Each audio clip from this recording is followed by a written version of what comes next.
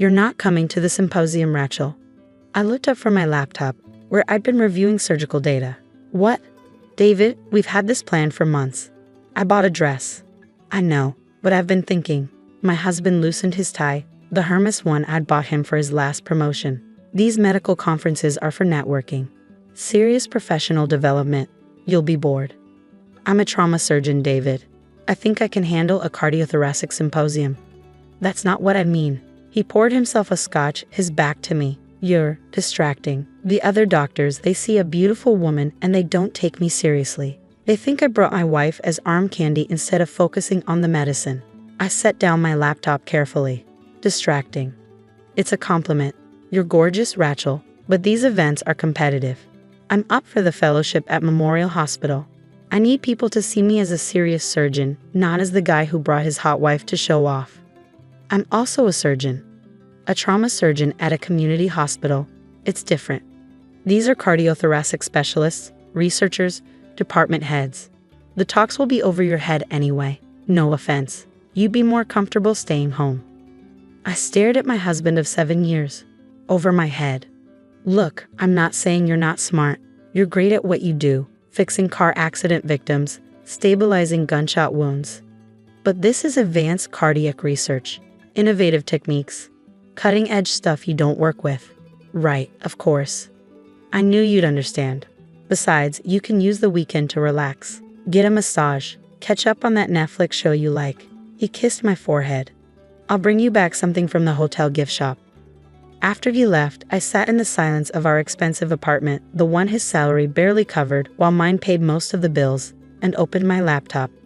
I pulled up the document I'd been working on for 18 months, the research study I'd conducted at my community hospital, analyzing a new technique for emergency cardiac repair in trauma situations. The technique that had saved 43 lives in the past year, the data showing a 47% improvement in survival rates for patients with penetrating cardiac injuries. The research David said would be over my head if discussed at a cardiothoracic conference. I opened the symposium website and looked at the submission deadline for research presentations. It had been extended. Submissions accepted until midnight tonight. I created a new email account under my maiden name, Dr. R. Foster. Then I submitted my research abstract. Novel approach to emergency cardiac repair in penetrating trauma, a retrospective analysis of 200 cases. If David thought I'd be too distracting at his symposium, I'd just have to attend as someone else. 3 weeks later, I received an email. Dear Dr. Foster, we are pleased to inform you that your abstract has been selected for oral presentation at the National Cardiothoracic Symposium. Your research shows exceptional promise, and we scheduled you for a prime slot on Saturday afternoon. I read it 3 times. They'd accepted my research, given me a speaking slot. On the same day, David would be attending. I didn't tell him. Instead, I registered under my maiden name, booked my own hotel room, and spent the next 2 months preparing the best presentation of my career. David never asked what I was doing with all my late nights at the hospital. He assumed I was working extra trauma shifts. He was too busy preparing his own poster presentation, a retrospective review of bypass surgeries that, honestly, wasn't particularly innovative. The morning of the symposium, David left at 6 a.m. in his best suit. Don't wait up tonight, he said. There's a networking dinner after the last session. All the big names will be there. Have fun, I said from bed. I waited until he left, then put on my own suit, a sharp navy Armani I'd bought specifically for this. Professional, authoritative, nothing distracting about it. I drove to the conference center separately, checked in as Dr. R. Foster, and reviewed my presentation slides one last time. At 2 p.m., I walked onto the stage in the main auditorium. The room held 400 people. I spotted David in the 3rd row, sitting with colleagues from Memorial Hospital, the prestigious institution where he wanted his fellowship. He didn't recognize me at first. Why would he? His wife was supposed to be at home watching Netflix, not presenting groundbreaking cardiac research. Good afternoon, I began, my voice steady. I'm Dr. Rachel Foster, and I'm here to discuss a novel approach to emergency cardiac repair that's revolutionizing trauma surgery outcomes. I saw the moment David recognized my voice. His head snapped up, his face went white. I smiled and continued. For 40 minutes, I presented data that stunned the room, survival rates, technique modifications, video evidence of the procedure, and testimonials from patients who should have died but walked out of my hospital. The audience was silent, riveted. When I finished, the questions came rapid fire from the most respected cardiac surgeons in the country. Dr. Elizabeth Morrison from Johns Hopkins. This is extraordinary work, Dr. Foster. Have you considered publishing? I'm currently in discussions with the Journal of Cardiac Surgery. Dr. Robert Chen from Massachusetts General. What hospital are you affiliated with? Mercy Community Hospital. We're a Level 1 trauma center, which gives us unique opportunities for this kind of research. Dr. James Patterson from Memorial Hospital, David's Dream Institution. Dr. Foster, we'd very much like to speak with you about opportunities at Memorial. We're restructuring our trauma department and could use someone with your expertise. I'd be happy to discuss that. The moderator finally ended the questions. As I walked off stage, I could feel David's eyes following me. I didn't look at him. Instead, I was surrounded by colleagues eager to discuss my research, exchange cards, and talk about collaboration opportunities. Dr. Patterson from Memorial pulled me aside. Dr. Foster, I'm serious about Memorial. We're looking for a new chief of trauma surgery. Your research is exactly the innovative approach we need.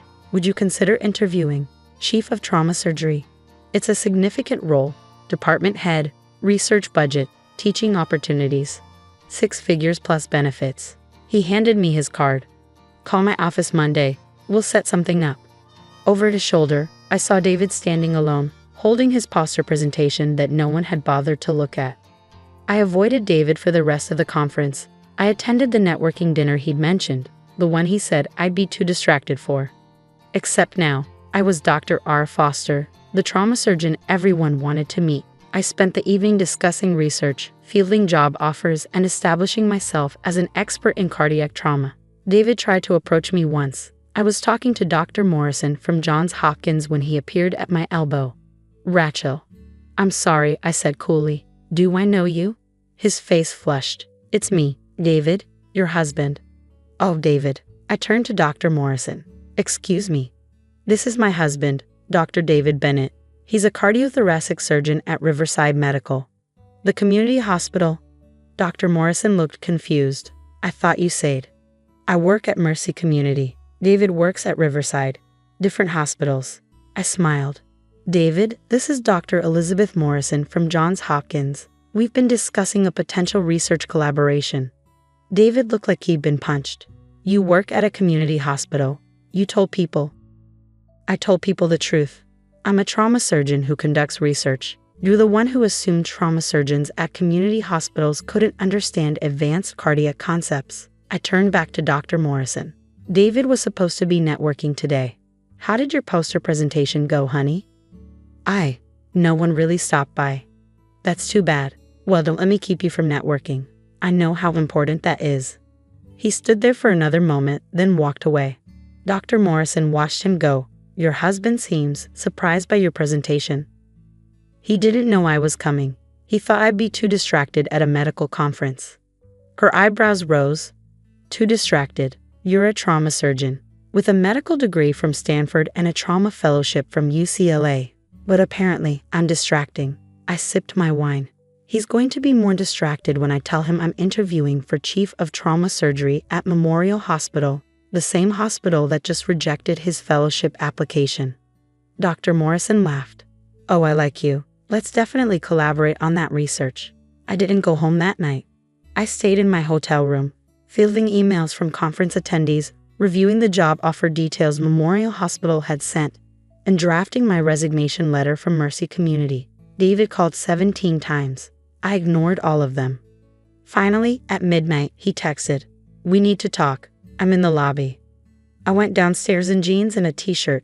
He was still in his suit, rumpled now, looking exhausted. "Why didn't you tell me?" he demanded. "Tell you what? That I was conducting research? That I had data worth presenting? That I'm not just some trauma surgeon who fixes car accident victims? That's not what I mean." "That's exactly what you meant, David. You told me this conference would be over my head. That I'd be distracting. That I should stay home and watch Netflix while you did the real medicine." I was trying to protect my professional image. By hiding your wife because you thought having a beautiful woman would make people take you less seriously. That's not protection, David. That's insecurity masquerading as strategy. He sank into a chair. Memorial Hospital offered you chief of trauma surgery. They did. I applied for a fellowship there. They rejected me. Said my research wasn't innovative enough. I know, Dr. Patterson told me. And you're going to take it? The job I wanted? I'm considering it. It's an excellent opportunity. Department head, research budget, exactly the kind of serious professional development you said I couldn't handle. Rachel, please, this is humiliating. Everyone at the conference is talking about it. How Dr. Bennett's wife turned out to be the star presenter.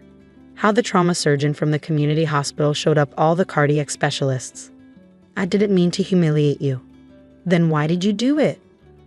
I looked at my husband, the man I'd supported through residency, through fellowship, through every professional milestone. The man who just told me I was too distracting and too stupid to attend his conference.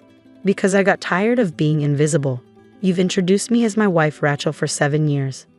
Never as Dr. Rachel Bennett, never as your colleague. Just your beautiful, distracting wife who works at a community hospital.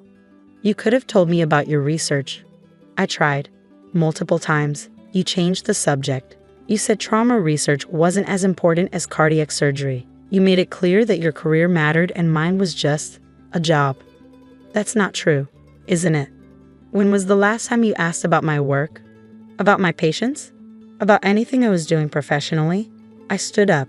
You know what the worst part is? I almost didn't submit that abstract. I almost let you convince me I wasn't good enough.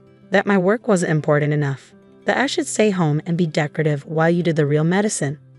I never said that. You said it every time you dismissed my career. Every time you introduced me as just your wife. Every time you chose to hide me instead of stand beside me. I walked toward the elevator. I'm taking the job at Memorial, David. I'm accepting the chief position, and I'm filing for divorce. Divorce? Rachel, no. You married a doctor, David. But you wanted a trophy wife. You can't have both. And I'm done trying to be less than I am just to make you comfortable. 6 months later, I started my position as Chief of Trauma Surgery at Memorial Hospital. My research paper was published in the Journal of Cardiac Surgery, with a feature article in JAMA.